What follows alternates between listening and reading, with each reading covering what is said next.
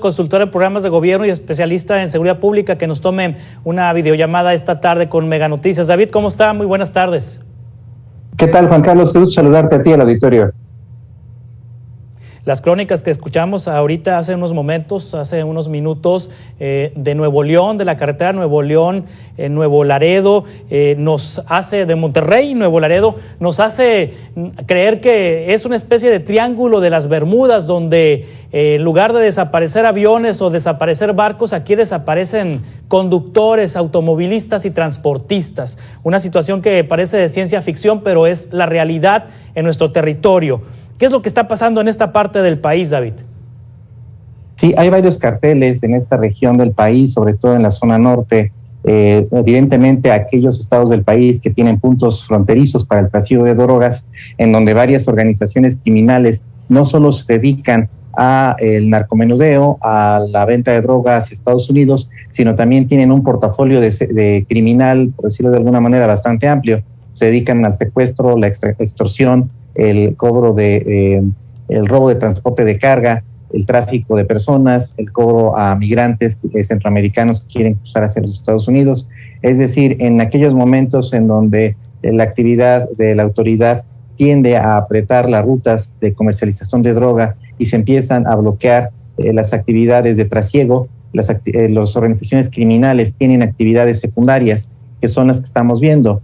Esta situación tan dramática de secuestro, desaparición de personas en estas carreteras, que la mayoría van hacia puntos de frontera, en donde están desapareciendo personas, es con el objeto de extorsionar, cobrar rescates, secuestrar, clonar tarjetas. Es decir, el secuestro de personas significa un modo de ingreso alternativo cuando las organizaciones criminales no están en condiciones de dedicarse exclusivamente al tráfico de drogas. Hay organizaciones como el Cártel del Golfo, los Zetas, que desde su propio origen tienen esta característica dentro de su portafolio criminal, no solo dedicarse al comercio de drogas, sino también a otras actividades delictivas. Sí, David, ¿a quién le toca cuidar las carreteras en nuestro país? Pues cuando viajamos hace años nos encontramos con patrullas que decían en sus emblemas Policía Federal de Caminos. ¿Sigue existiendo la Policía Federal de Caminos? Ahora esas funciones las desarrolla la Guardia Nacional. ¿A quién debemos pedirle cuentas en materia de seguridad en las carreteras, David?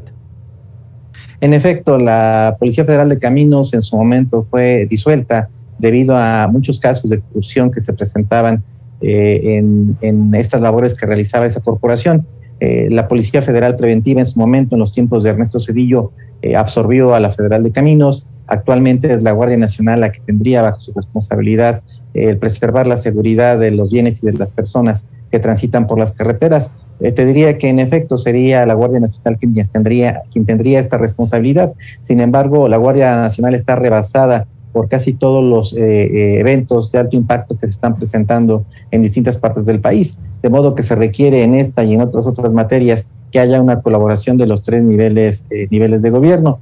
Lo cierto es que las policías estatales también tendrían que coadyuvar y trabajar de la mano con para combatir este tipo de delitos.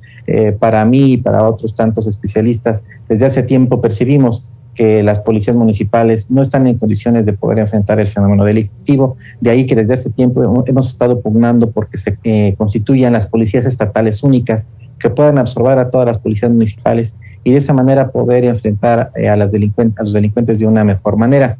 En el caso específico del delito de secuestro, de robo, que se presenta en las carreteras, me parece que tendría que atacarse de manera muy puntual a las bandas dedicadas a este tipo de delitos. Si hubiera castigos ejemplares y una labor de inteligencia para desarticular a las bandas que se dedican al secuestro de personas y robo de transporte de carga en estas carreteras, sin duda se mandaría un mensaje muy claro a la delincuencia de que no se pueden cometer este tipo de delitos. Es decir, ¿hay alguna manera de combatirlo? Desde luego que sí. Hay ya dispositivos de rastreo, GPS, que se pueden instalar en los vehículos automotores a efectos de poder rastrear incluso desde el aire cuando se cometen delitos de esta naturaleza. Lo que falta es inversión, un poco de inteligencia en el combate a la inseguridad y voluntad política. bueno, hay estados que han invertido cantidades millonarias para colocar cámaras en las carreteras, han construido los C5I, que son centros de inteligencia en donde pues observan las carreteras y las cámaras instaladas en varias ciudades y en municipios de las entidades, pero ni siquiera esta inversión parece estar dando un resultado.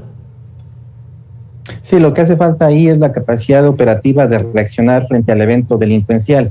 En ocasiones incluso hay tramos carreteros en donde los propios delincuentes tienen el control de las videocámaras, es decir, son desactivadas al momento de que van a cometer algún delito de transporte de un convoy que está transportando mercaderías de alta gama, de alto costo.